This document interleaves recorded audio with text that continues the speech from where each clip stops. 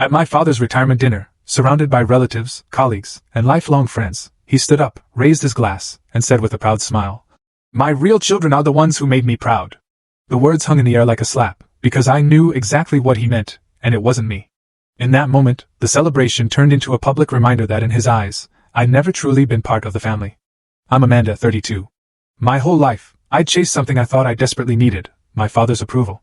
But last spring, at his lavish retirement dinner, he stood up, raised a glass, and declared, "My real children are the ones who made me proud."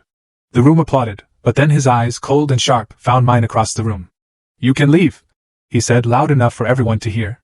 Humiliation scorched me, an acid burn. I stood shakily, ready to flee, but then my husband, Scott, stood too. And what he did next?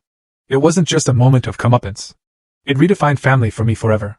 See, I grew up in Brooklyn, not the New York one, but an affluent Boston suburb.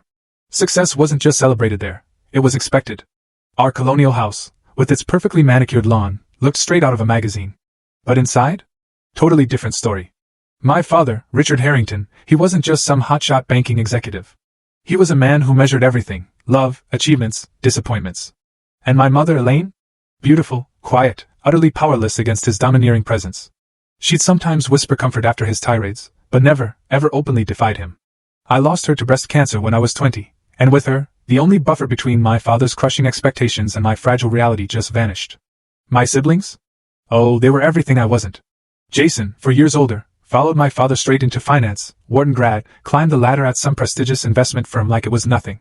Kimberly, 2 years my senior, became a cardiothoracic surgeon, collecting accolades like some people collect stamps. They were the golden children, the standard bearers. The ones who made our last name mean something, as my father would often say. And then there was that full story added in below.